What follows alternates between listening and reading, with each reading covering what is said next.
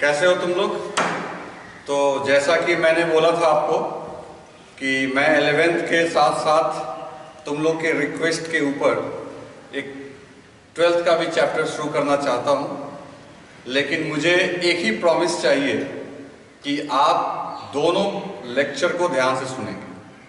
तो अब आगे से क्या होगा कि एक दिन 12th अपलोड होगा और एक दिन 11th का अपलोड होगा, मतलब रोज एक वीडियो आपके पास पहुंचेगा, एक 12th का अपलोड होगा और एक 11th का, लेकिन आप दोनों को साइमल्टेनियसली ध्यान देके अच्छे से पढ़ाई करेंगे। ठीक है बच्चों? तो हम लोग पहले आज 12th के बारे में देखते हैं कि क्या क्या सिलेबस है हमारा और कैसे कैसे क्या क्या पूछता है। ओके, तो मैं अब एक्सप्लेन करने जा रहा हूं पहले 12th का सिलेबस और फिर मैं बताऊंगा कि क्या हम लोग को सबसे पहले पढ़ना चाहिए और किस तरीके से पढ़ना चाहिए, 12th का इंपॉर्टेंस क्या है, बोर्ड के पॉइंट ऑफ व्यू से क्या इंपॉर्टेंस है, नीट के पॉइंट ऑफ व्यू से क्या इंपॉर्टेंट है, जेईई मेन एडवांस, सब कुछ के ऊपर पहले मैं आपको एक छोटा सा समरी दूंगा और उसके बाद हम लोग जो अपना चैप्टर है उसको हम लोग स्टार्ट करेंगे। तो बच्चों सबसे पहले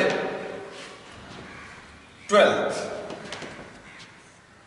अब 12th का क्या इंपॉर्टेंस है? देखो 11th का सिलेबस हम लोगों को सिर्फ कंपटीशन में आएगा, चाहे आप नीट की तैयारी करते हो या आईआईटी की तैयारी करते हो, 11th वहां पूछा जाता है और 12th भी पूछा जाता है, यानी कंपटीशन में दोनों ही पार्ट से क्वेश्चन आएंगे, 11th से भी क्वेश्चन आएगा, 12th से भी आएगा। लेकिन बोर्ड, जहां तक बोर्ड की बात है, तो बोर्ड में आपका सिर्फ क्या आएगा? 12th। बोर्ड में सिर्फ 12th आएगा। तो इस हिसाब से 12th बहुत इंपॉर्टेंट हो गया।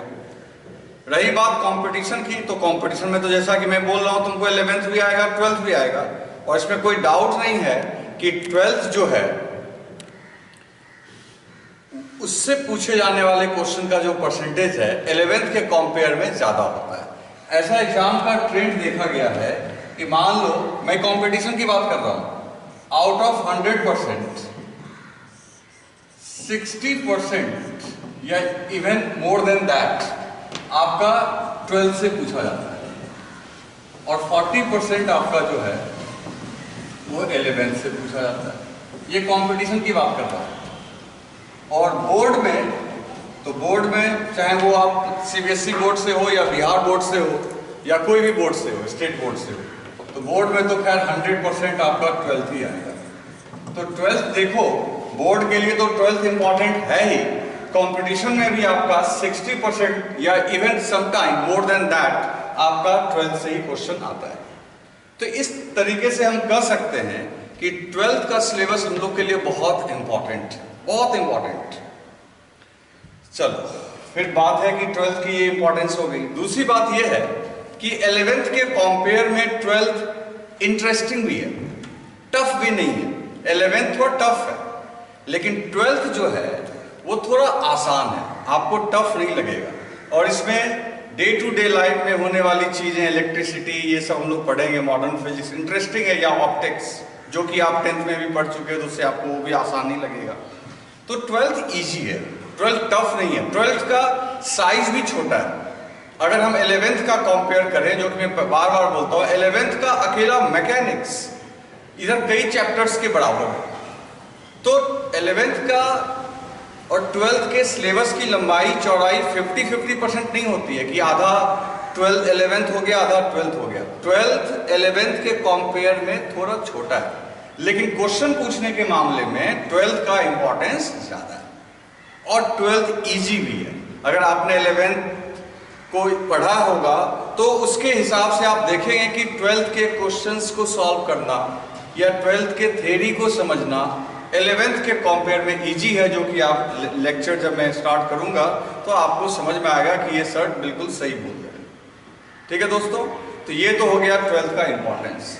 अब रही बात कि 12th में चैप्टर्स कौन कौन है, तो उसके लिस्ट में बनाता हूं। लिखना, राइट डाउन नहीं करना इन सब चीजों को, मैं बस आपको बता रहा हूं कि 12th में है क्या। ओके, तो 12th में देखो, 12th में टोटल 4 पार्ट है, 4 टॉपिक है।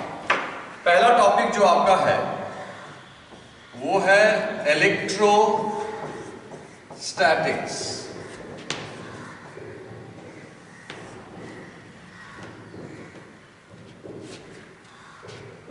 दूसरा है जो इसी का हिस्सा हुआ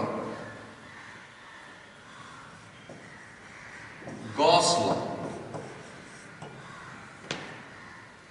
तीसरा है कैपेसिटर। फोर्थ है इलेक्ट्रिसिटी।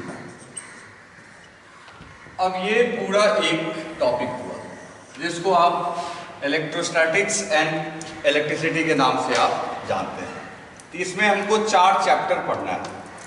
दरअसल ये 4 चैप्टर में 4 चैप्टर्स को डिवाइड तो किया गया है, लेकिन ये दोनों जो आपका है वो एक साथ ही पढ़ना होता है। HCl में आप देखोगे तो उसमें अलग अलग कर दिया गया है, लेकिन दरअसल गॉस लॉ को आप इलेक्ट्रोस्टैटिक्स में ही यूज करते हो। तो गॉस लॉ को मेरा ऐसा मानना है, और डेस्निक हैलिडे में भी आप देखेंगे कि गॉस लॉ इलेक्ट्रोस्टैटिक्स जो है ये दोनों को एक साथ ही पढ़ना चाहिए, तभी आप इसका एप्लीकेशन सीखेंगे। तो हम लोग इन दोनों का एक फ्यूज चैप्टर पढ़ेंगे, एक कैपेसिटर है और एक इलेक्ट्रिसिटी है।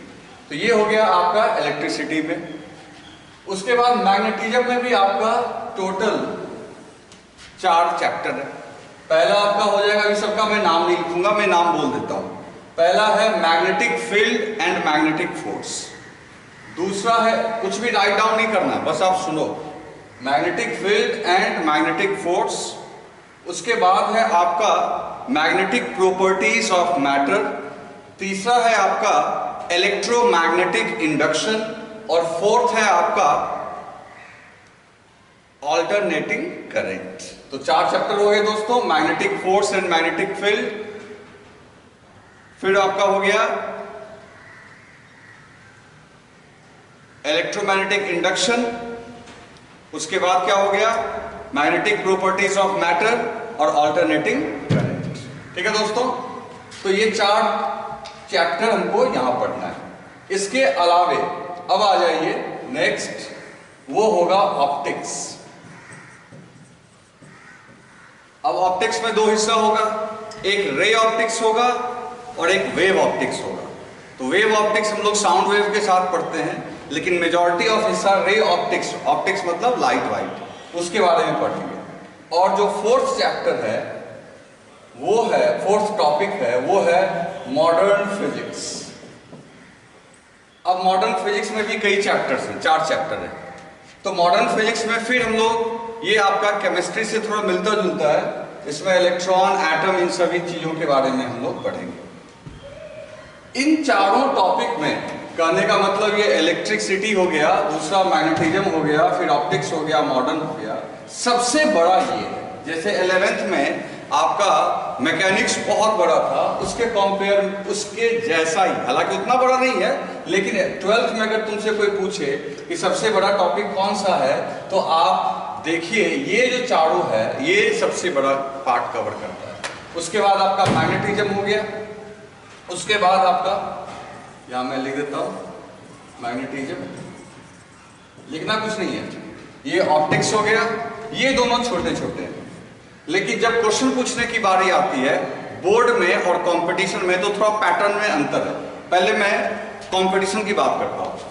कंपटीशन में अगर 12th की बात करें तो मेजॉरिटी ऑफ क्वेश्चन इन तीनों से रहता है, ऑप्टिक्स से कुछ कम रहता है। ज्यादातर क्वेश्चन आपके पूछे जाएंगे इलेक्ट्रोस्टैटिक्स, मैग्नेटिज्म और मॉडर्न से।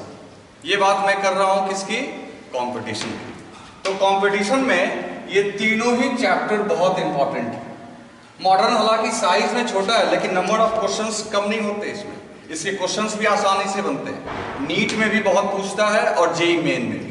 जेई एडवांस की बात करोगे तो जेई एडवांस में इन दोनों का बोलबाला होता है, इलेक्ट्रोस्टैटिक्स और मैग्नेटिज्म का। रही बात ऑप्टिक्स की, तो ऑप्टिक्स से एक दो क्वेश्चन करके चाहे नीट में ले लो, चाहे जेई मेन में ले लो, चाहे जेई एडवांस में ले लो। ठीक है दोस्तों, तो कहने का मतलब है कि अगर हम यहाँ पे देखें तो इन तीनों का वेटेज ऑलमोस्ट इक्वल है। अगर जेई एडवांस की बात करें तो इन दोनों का वेटेज ज़्यादा है, और अगर जेई मेन और नीट की बात करें तो मॉडर्न फिजिक्स में से भी अच्छे खासे क्वेश्चन पूछे जाते हैं।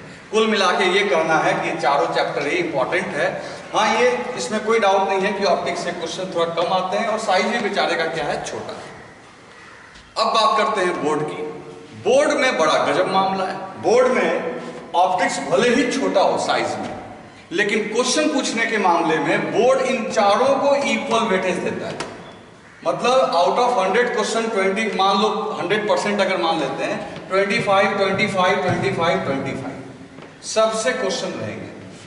और जबकि ये दोनों बहुत छोटा है इनके कंपेयर में, तब भी क्वेश्चन के पूछने के मामले में ऑप्टिक्स और मॉडर्न की संख्या ठीक ठाक होती है बोर्ड में। तो बोर्ड में तो आपको तो इस तरीके से ऑप्टिक्स और मॉडर्न बहुत बेनिफिशियल है बोर्ड के लिए कि पढ़ना भी कम है और क्वेश्चन भी ढेर सारे आते हैं, ठीक है। लेकिन फिर बात वही होती है कि हम लोग सिर्फ इतना तोल मोल के पढ़ाई नहीं करते हैं, क्योंकि मान लो अगर इलेक्ट्रोस्टैटिक्स सबसे बड़ा चैप्टर है तो बिना इसको सीखे हुए तुम ये सीख ही नहीं सकते। ऑप्टिक्स अलग है इसमें से, लेकिन इलेक्ट्रोस्टैटिक्स को बिना आप ढंग से लर्न किए हुए ना मैग्नेटिज्म सीख पाओगे और ना मॉडर्न सीख पाओगे। क्योंकि देखो ये पूरा 12th में, जैसे मैं बताता हूं एक चीज तुम्हें, 11th पूरा चलता है मास के ऊपर। पूरे 11th में तुमको हर जगह क्या दिखाई पड़ा कि मास है, उस पर फोर्स लगा, फिर एक्सेलरेशन आया, मास है तो मोमेंटम आया, मास है तो काइनेटिक एनर्जी आई, मास है तो कॉलिजन हो रहा है। मतलब सारा मैकेनिक्स मास पे डिपेंड करता है, उसी के इर्द गिर्द घूमता रहा। इसी तरीके से 12th में अगर देखोगे तो सिर्फ ऑप्टिक्स को अगर छोड़ दें तो ये तीनों चैप्टर चार्ज के ऊपर घूमता है। यानी 12th में अगर हम बात करें इलेक्ट्रोस्टैटिक्स और मैग्नेटिज्म और मॉडर्न की, तो ये किसके इर्द गिर्द घूमेगा, तो चार्ज के इर्द गिर्द घूमेगा। सिर्फ चार्ज को ही पढ़ना है। अगर आपने ये नहीं सीखा, अगर आपने ये इलेक्ट्रोस्टैटिक्स नहीं सीखा, तो ना आप कैपेसिटर समझ पाओगे, ना आप इलेक्ट्रिसिटी समझ पाओगे, ना मैग्नेटिज्म के चारों चैप्टर भूल जाओ, क्योंकि यही चार्ज सारा काम करता है। ना तुम मॉडर्न सीख पाओगे, मॉडर्न में भी वही चार्ज है। तो इंपॉर्टेंट क्या हो गया भाई, तो इसका मतलब है जिस तरीके से न्यूटन्स लॉ, जिस तरीके से मोशन, जिस तरीके से आप कह लो कि आपका मोमेंटम इंपॉर्टेंट है पूरे मैकेनिक्स को सीखने के लिए, वैसे ही इलेक्ट्रोस्टैटिक्स इंपॉर्टेंट है 12th के इन सारे चैप्टर्स को समझने के लिए। मैं बार बार बोल रहा हूं, एक्सेप्ट ऑप्टिक्स। ऑप्टिक्स में भी एक चैप्टर आएगा वेव ऑप्टिक्स में, इलेक्ट्रोमैग्नेटिक वेव, इलेक्ट्रोमैग्नेटिक वेव, उसमें फिर आपका इनका इस्तेमाल आ जाएगा, वो जो मैं पढ़ाऊंगा। तो कहने का मतलब ये हुआ कि मैं आपको क्या फोकस करवा रहा हूं, मैं फोकस करवा रहा हूं कि आप वेरी केयरफुल्ली, बार बार, ये नहीं कि सीधा देखो बच्चों आज मैं ये चैप्टर शुरू कर रहा हूं, मेरे को ये इंट्रोडक्शन देना बहुत जरूरी है ताकि आप चीजों को ढंग से समझोगे, आगे चल के चीजों को केयरफुल्ली देखोगे। अगर ये बर्बाद हो गया आपका इलेक्ट्रोस्टैटिक्स में, जैसे मैं तुम्हें चार्ज के बारे में, फोर्स के बारे में, इलेक्ट्रिक फील्ड के बारे में, इलेक्ट्रिक पोटेंशियल के बारे में, अर्थिंग के बारे में, इलेक्ट्रिक डायपोल के बारे में, इन सब चीजों के बारे में आपको बताऊंगा। अगर आप चार्ज, पोटेंशियल, फील्ड अगर नहीं समझ पाए तो आपको इसमें से कुछ भी समझ में आने वाला नहीं है। मतलब क्या हो गया, बेसिक हमारा है इलेक्ट्रोस्टैटिक्स। तो इसलिए मैं बोल रहा था, भले इन सब की लंबाई चौड़ाई बहुत ज्यादा है, एग्जाम में लंबाई चौड़ाई के हिसाब से क्वेश्चन कम आते हैं, लेकिन इसका मतलब ये नहीं है कि हम ये पढ़ेंगे, अरे यहाँ तो तुम पहुंच ही नहीं सकते यहाँ बिना इसको पढ़े हुए। तो इसको सीखना, इसको समझना सबसे इंपॉर्टेंट है, क्योंकि इसकी एप्लीकेशन हर एक चैप्टर में है। तो इसका मतलब ये हुआ बच्चों कि चार्ज हम लोग का बहुत ज्यादा यहाँ पे इंपॉर्टेंट है। मैं एक एग्जांपल देता हूं, जैसे देखो, जो तुम्हारा चार्ज है जब ये रेस्ट में है तो ये इलेक्ट्रिक फील्ड पैदा करेगा, जिसको हम लोग इलेक्ट्रोस्टैटिक्स में पढ़ेंगे। जब ये चार्ज चलने लगेगा तो वो इलेक्ट्रिसिटी हो जाएगी, जिसको हम करंट इलेक्ट्रिसिटी में पढ़ेंगे, और वही दौड़ता हुआ चार्ज सराउंडिंग में मैग्नेटिक फील्ड पैदा करेगा, जिसको हम लोग मैग्नेटिज्म में पढ़ेंगे। तो इसका मतलब है कि ये सेम चार्ज इन सभी इफेक्ट जो अभी हम लोग पढ़ेंगे, चाहे वो इलेक्ट्रिक फील्ड है या इलेक्ट्रिक पोटेंशियल है, या आप फ्लक्स पढ़ोगे गॉस लॉ में, या कैपेसिटर के ऊपर भी क्या स्टोर रहेगा, तो चार्ज रहेगा। वही चार्ज जब दौड़ने लगेगा तो क्या हो जाएगी, इलेक्ट्रिसिटी। वही दौड़ती हुई इलेक्ट्रिसिटी क्या पैदा करेगी, मैग्नेटिज्म। तो कहने का मतलब ये सब तो एक ही हो गया, अलग नहीं है। मैग्नेट का मतलब अलग से कोई वो ब्लैक वाला मैग्नेट, क्लासिकल मैग्नेट, वो अलग तुम लोग पढ़ते ही है, लेकिन वहां भी चार्ज ही इन्वॉल्व है। तो कुल मिला के सबसे इंपॉर्टेंट क्या हो गया, चार्ज।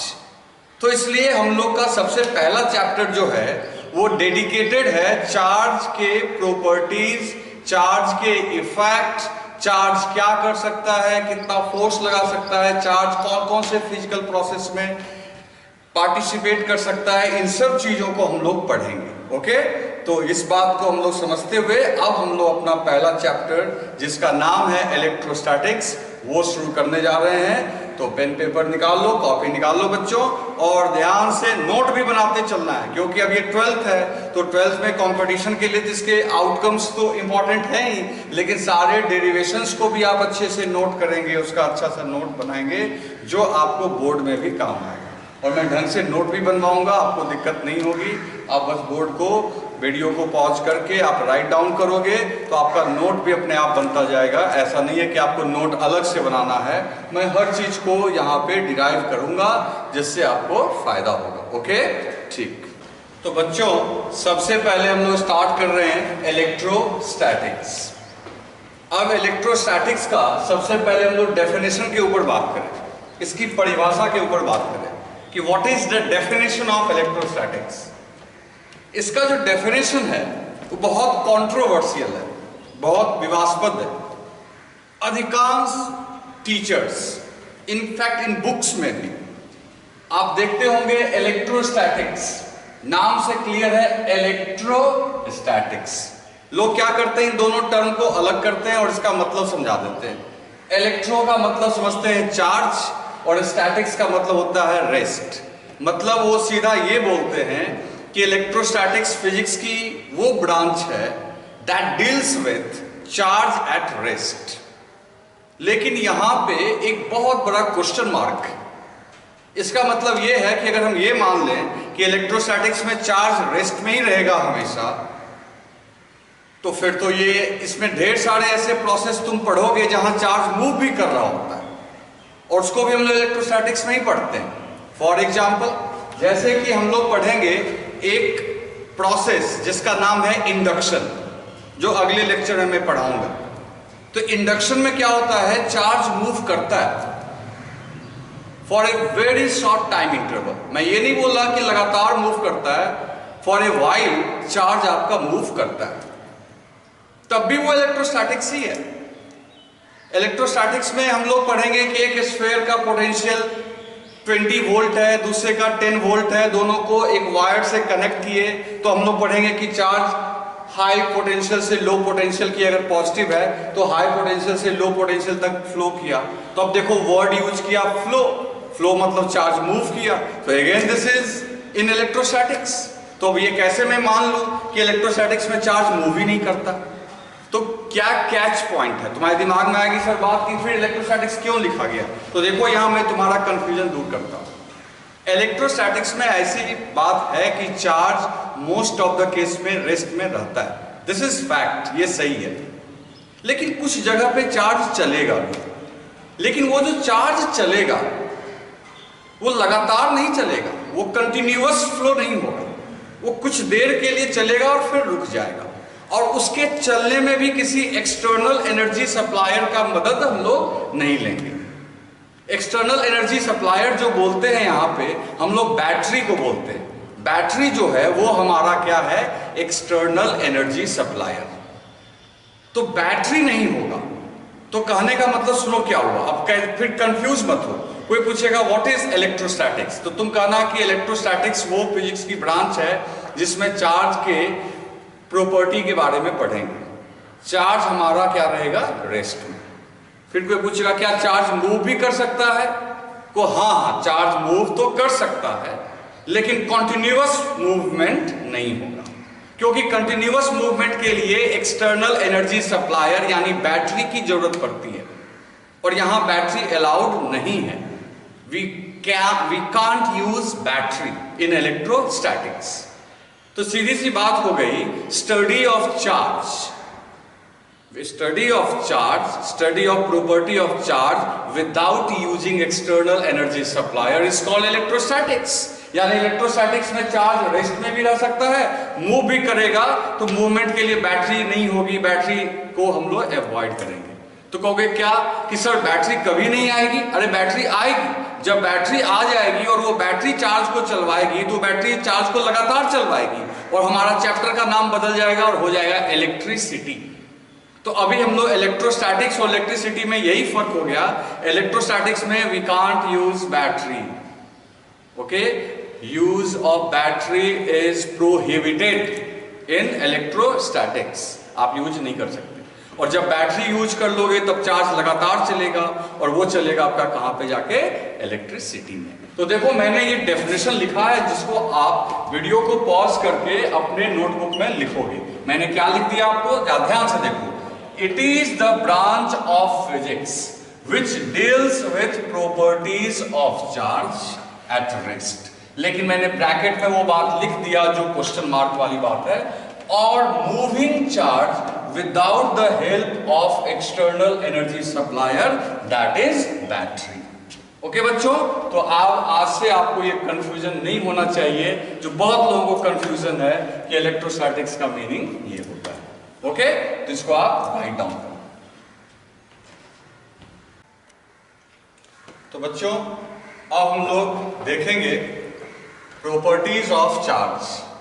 अब देखो प्रॉपर्टीज ऑफ चार्ज में कुछ पॉइंट तो बहुत आसान वाला है जो आज कर दूंगा मैं फिर नेक्स्ट वीडियो में। तो टोटल इस पे 7-8 पॉइंट है, मैंने काउंट नहीं किया लेकिन लगभग 7-8 पॉइंट होंगे। तो उन पॉइंट्स को मैं डील करता हूँ 1 बाय 1 करके, और उसके बाद हम लोग ये भी पढ़ेंगे कि चार्जिंग होती कैसे है, बॉडी को कैसे चार्ज किया जाता है, नहीं किया जाता है, उसके 4 प्रोसेस हैं। तो अभी हम लोग पहले पढ़ेंगे प्रॉपर्टीज ऑफ चार्ज, और फिर ये हम लोग सीखेंगे कि बॉडी को चार्ज कैसे किया जाता है। तो प्रॉपर्टीज ऑफ चार्ज, अब नंबर 1 में हम लोग क्या लिखना चाहते हैं? कोई तुमसे पूछता है कि चार्ज क्या है, तो सवाल ये है कि चार्ज इतना बेसिक क्वांटिटी है कि इसको वर्ड्स में डिफाइन करना मुश्किल है। जैसे तुमसे कोई पूछ दे मास क्या है, तो तुम मास को फील तो कर सकते हो लेकिन वर्ड्स में इसको डिफाइन करना मुश्किल है। तो ज्यादा से ज्यादा तुम ये बोलोगे कि मास को हम लोग फील करते हैं, मास की वजह से ग्रेविटेशनल फोर्स लगता है, ये सब हम लोग बोल सकते हैं। तो ठीक वैसा ही इसके लिए भी हम लोग बनाएंगे, काम करेंगे अभी। इसी तरीके से लेंथ है, टाइम है, ये सब बेसिक क्वांटिटी है जिसको डिफाइन करना थोड़ा मुश्किल होता है। कि कोई पूछेगा व्हाट इज लेंथ, अब लेंथ की डेफिनेशन नहीं बनाना मुश्किल है। आप महसूस कर सकते हो कि लंबाई क्या है, आप महसूस कर सकते हो टाइम क्या है, लेकिन प्रॉपर तरीके से इसको डिफाइन करना, मेजर कर सकते हैं लेकिन डिफाइन करते समय हमें थोड़ी असहजता, यानी कि आपको ज्यादा कंफर्ट फील नहीं होगा, क्योंकि ये सब बेसिक क्वांटिटी है। तो चार्ज भी उन्हीं बेसिक क्वांटिटी में एक क्वांटिटी है। तो फिर भी अगर कोई चार्ज के बारे में कोई पूछे कि व्हाट इज चार्ज, तो आप ये बोल सकते हो कि चार्ज एक फंडामेंटल इंट्रिंसिक प्रॉपर्टी है।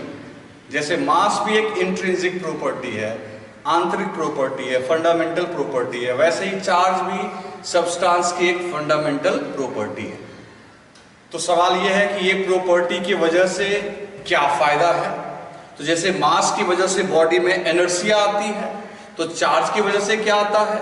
तो चार्ज की वजह से वो बॉडी अपने ऊपर इलेक्ट्रिक फोर्स, एक बेसिक फोर्स जानते ही हो, इस नेचर में पाया जाने वाला इलेक्ट्रिक फोर्स है। तो चार्ज के रहने की वजह से कोई बॉडी अपने ऊपर इलेक्ट्रिक फोर्स को फील कर सकता है। अब इलेक्ट्रिक फोर्स अट्रैक्शन भी हो सकता है, रिपल्शन भी हो सकता है। तो जो भी हो अट्रैक्शन या रिपल्शन, मतलब इलेक्ट्रिक फोर्स को फील करने के लिए, इलेक्ट्रिक फोर्स को महसूस करने के लिए किसी बॉडी पे जो एक प्रॉपर्टी होती है वो प्रॉपर्टी ही चार्ज होती है।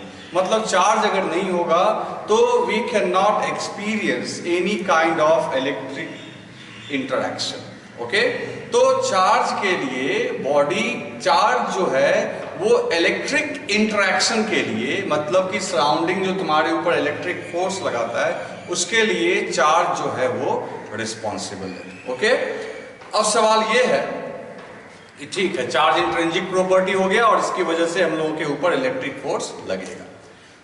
तो चार्ज क्या होगा, कैसा होगा, कितना होगा, ये कैसे निकालेंगे? तो सुनो, जैसे मास के बारे में एक चीज क्लियर था कि मास का कोई टाइप नहीं होता है, मास मास ही होता है और ये एक स्केलर क्वांटिटी है और हमेशा इसका वैल्यू पॉजिटिव होता है। लेकिन चार्ज इस मामले में थोड़ा अलग है। चार्ज का क्या मामला है कि चार्ज का जो नेचर है वो दो टाइप का होता है। साइंटिस्ट लोगों ने जब एक्सपेरिमेंट किया, सबसे पहले चार्ज के ऊपर जब डिस्कशन हुआ तो पाया गया कि चार्ज का दो नेचर होता है, दो टाइप का चार्ज इस यूनिवर्स में पाया जाता है। यानी चार्ज को दो टाइप में हम लोग क्लासिफाई कर सकते हैं। अब उन दोनों का नेचर अपोजिट होता है। तो सवाल है कि अपोजिट नेचर वाले चार्ज के लिए अब क्या नाम दिया जाए? नाम तो कुछ भी दिया जा सकता था, red charge, blue charge, green charge, ऐसा कुछ नहीं किया गया। साइंटिस्ट लोगों ने मैथमेटिकल सिंबल का इस्तेमाल किया। एक चार्ज का नाम रख दिया पॉजिटिव चार्ज और दूसरे चार्ज का नाम रख दिया नेगेटिव चार्ज। अब ये बात समझने वाली है कि ये मत सोचना कि ये जो पॉजिटिव चार्ज है ये ज्यादा हुआ, नेगेटिव चार्ज कम हुआ। यहाँ जो पॉजिटिव और नेगेटिव शब्द का इस्तेमाल किया जा रहा है, इन दो वर्ड्स का जो यूज किया जा रहा है just to define their nature. चूंकि दोनों का नेचर अपोजिट है इसलिए किसी एक को पॉजिटिव कहना पड़ा और दूसरे को नेगेटिव। मान लो एक है +10 कूलम, कूलम अभी बताऊंगा मैं, ये SI यूनिट होता है, और दूसरा चार्ज है -10 कूलम। तो आप कहोगे कि सर एक +10 कूलम है, एक -10 कूलम है, तो +10 कूलम बड़ा हो गया, -10 कूलम छोटा हो गया, क्योंकि मैथमेटिक्स यही कहता है कि प्लस बड़ा माइनस छोटा। गलत, बिल्कुल गलत। 10 के आगे जो प्लस लिखा हुआ है और यहाँ 10 के आगे जो माइनस लिखा हुआ है, 10 के आगे जो प्लस लिखा हुआ है दोस्तों देखो यहाँ पे, ये जो +10 कूलम हुआ और ये जो -10 कूलम हुआ, तो ये प्लस और माइनस ये उनके नेचर को दिखाता है और मैग्नीट्यूड तो उनका दोनों का हो गया 10 और 10। तो हमसे अगर कोई पूछेगा दोनों में कौन चार्ज बढ़ा, तो मैं बोलूंगा दोनों सेम, मैग्नीट्यूड के हिसाब से दोनों सेम, नेचर दोनों का अपोजिट, एक पॉजिटिव चार्ज है और दूसरा नेगेटिव चार्ज है। तो इस तरीके से चार्ज को दो टाइप में बांट दिया गया नेचर के आधार पे, पॉजिटिव चार्ज और नेगेटिव चार्ज। चलो ये तो हो गया। अब एक बात ये भी हम लोग सीख गए कि चार्ज जो है, बातचीत के दौरान ही ये बात भी निकल के आई कि चार्ज हमारा स्केलर क्वांटिटी है। मतलब कि स्केलर तुम जानते ही हो, स्केलर जो कि वेक्टोरियल एडिशन या सब्ट्रैक्शन को फॉलो नहीं करता है। चार्ज जो है अलजेब्रिक ऑपरेशंस को फॉलो करता है। मतलब अलजेब्रिकली जो आप ऐड करते हो, मान लो 10 coulomb + 15 coulomb, automatically this is 25 coulomb. और अपोजिट नेचर वाले को अगर ऐड करेंगे तो उसको साइन के हिसाब से सब्ट्रैक्ट कर लेंगे, वो मैं दिखाऊंगा आपको। तो ये भी हम लोग समझ गए कि चार्ज, ये सब छोटा छोटा पॉइंट है, कोई बहुत डिफिकल्ट पॉइंट नहीं है। तो मैं आज छोटा छोटा पॉइंट ही पहले करता हूँ, फिर उसके बाद आगे डिफिकल्ट पॉइंट्स पे पहुंचेंगे। तो चार्ज का जो नेचर हो गया वो पॉजिटिव नेगेटिव हो गया, चार्ज स्केलर क्वांटिटी हो गई। ठीक है दोस्तों, चार्ज का जो नेचर है, सॉरी, चार्ज का जो SI यूनिट है वो कूलम है। इसी कूलम को एक और नाम दिया जा सकता है ampere second, ampere into second. अब ये नाम क्यों दिया जाता है ये आगे चल के सीखोगे, फिलहाल तुमको याद रखना है, जब हम लोग इलेक्ट्रिसिटी पढ़ेंगे तब ये समझा पाएंगे तुमको इसका नाम एम्पियर सेकेंड क्यों है। लेकिन फिलहाल अभी आप इसको समझो कि कूलम, एक कूलम इक्विवेलेंट है किसके, एम्पियर सेकेंड के। मैं ये सारी बातें अभी लिखूंगा आपके सामने, ओके। और जहां तक रही बात कि इसके एक और यूनिट है इलेक्ट्रोस्टैटिक यूनिट, जो ज़्यादा हम लोग के काम में आता नहीं है, वो बुक्स में मिल जाएगा आपको। वो हम लोग का स्टैंडर्ड अब थोड़ा ऊपर है, हम लोग कूलम में ही काम करना होता है, तो मैं कूलम के हिसाब से चलता हूँ। ऐसे इलेक्ट्रोस्टैटिक यूनिट भी चार्ज का एक होता है जो मैं लिख दूंगा, ठीक है, ओके। तो अभी देखो मैं जो बात समझाया उसको मैं लिख रहा हूँ, राइट डाउन करो, ठीक है, बोर्ड पे देख के अभी इसको।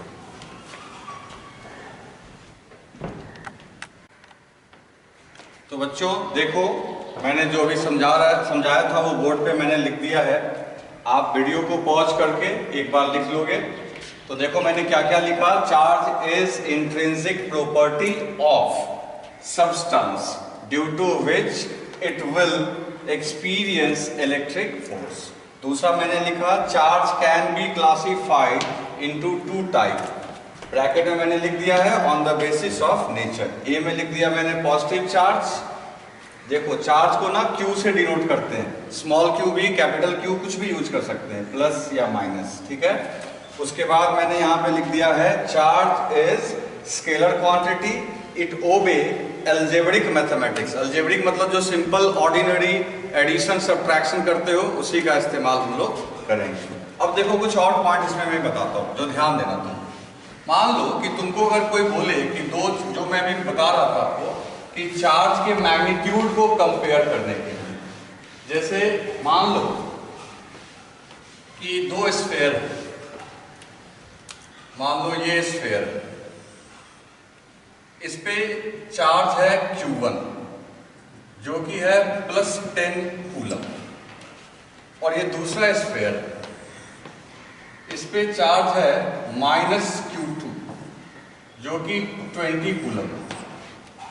अब अगर आपसे कोई पूछ ले कि इन दोनों में ग्रेटर कौन है, कौन बड़ा है, तो आपको करना क्या है बच्चों। सबसे पहली बात, जब मेरे को कंपेयर करना है ग्रेटर और स्मॉलर का, तो इस माइनस पे तो ध्यान या प्लस पे ध्यान मत दो, क्योंकि ये इनके नेचर को बताता है। जब कभी आपको इनके मैग्नीट्यूड को कंपेयर करना होगा तो आप इनको मॉड में डालो। टू कंपेयर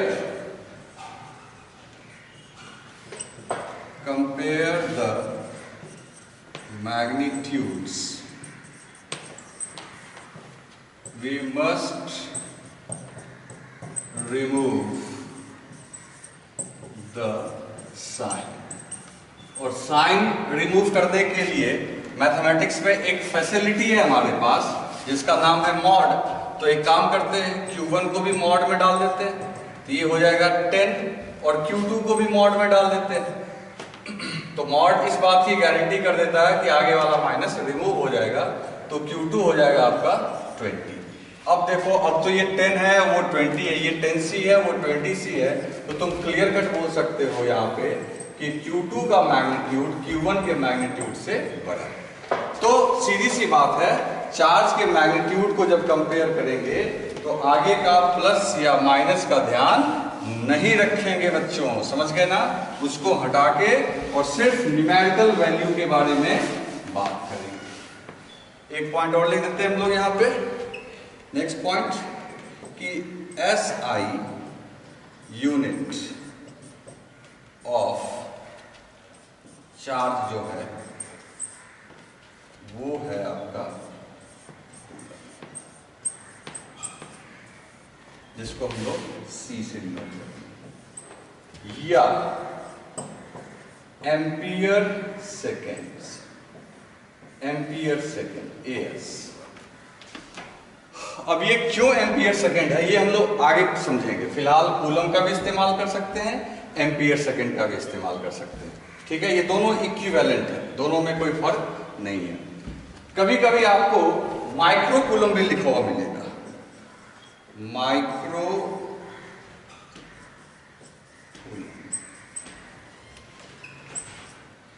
कूलम को म्यूसी बोलेंगे, और एक माइक्रो कूलम जो होगा वो 10 का पावर -6 कूलम के बराबर, 1 माइक्रो कूलम। ये यूनिट का भी यूज करते हैं। साथ ही साथ डायमेंशन की बात करें तो अगर डायमेंशन की बात करेंगे, डायमेंशन ऑफ चार्ज, तो डायमेंशन की बात करेंगे तो तुम जानते ही हो डायमेंशन जो है 7 बेसिक यूनिट में एक हो जाएगा A और T, A for ampere, T for time. ये हो गया डायमेंशन ऑफ चार्ज। तो ये कुछ छोटे मोटे पॉइंट थे। तो आज तो इंट्रोडक्शन था चैप्टर का, तो इंट्रोडक्शन था इसलिए मैं यहीं पे आज समाप्त करूंगा, लेकिन अब नेक्स्ट डे से हम इसके डिटेल डिस्कशन को लेके चलेंगे, ठीक है। तो मैं एक बार फिर आपको याद दिला दूं कि अब हम लोग क्या करेंगे, 11th का जो अपना चल रहा है वो तो चलेगा ही, और दोनों वीडियो को देखना है, ये नहीं कि 11th वाले को भूल जाना है। 11th वाला वीडियो भी अपलोड होता रहेगा और ऑल्टरनेट करके, ठीक है ना। तो आप बस ये नहीं है कि इकट्ठा कर लेना है सब कुछ, सबको सही से कॉपी में लिखना है, आप सिंसियर हो जाओ। देखो दोस्त, मैं कल भी बोला था कि कभी भी जो संकट आता है, कभी भी विपत्ति आती है, कभी भी कोई आफत आती है इस प्रकार की, तो लाइफ में ये सब जो आता है ना, इसको अपॉर्चुनिटी में कन्वर्ट करना है। कभी भी ये परेशानियां हम लोग को नीचे गिराने के लिए नहीं आती है, ये हमें फिर से सोचने पे मजबूर करती हैं कि हम अपने आप को और कितना मजबूत करें, है ना। ये कमजोरी का निशानी नहीं है। तो अभी हम लोग को यही मैं बोल रहा हूँ ना कि हमारे तुम्हारे सोचने से कुछ नहीं होगा, जो हो रहा होने दो, अपने को सिर्फ ध्यान लगा के पढ़ाई करनी है। तो अभी आज आप क्या करेंगे, आप जो भी बुक को फॉलो करते हैं, सिर्मा चाहे डेस्टिनी हॉलिडे या आपका एनसीईआरटी, आज आप चार्ज का प्रॉपर्टी और उसके आगे जो भी 2-3 पेज पढ़ के रखिएगा, तब नेक्स्ट लेक्चर में आपको और अच्छे से समझ में आएगा। ठीक है दोस्तों, और मीनवाइल कॉलिजन को रिवाइज करते रहना, ठीक है, ओके।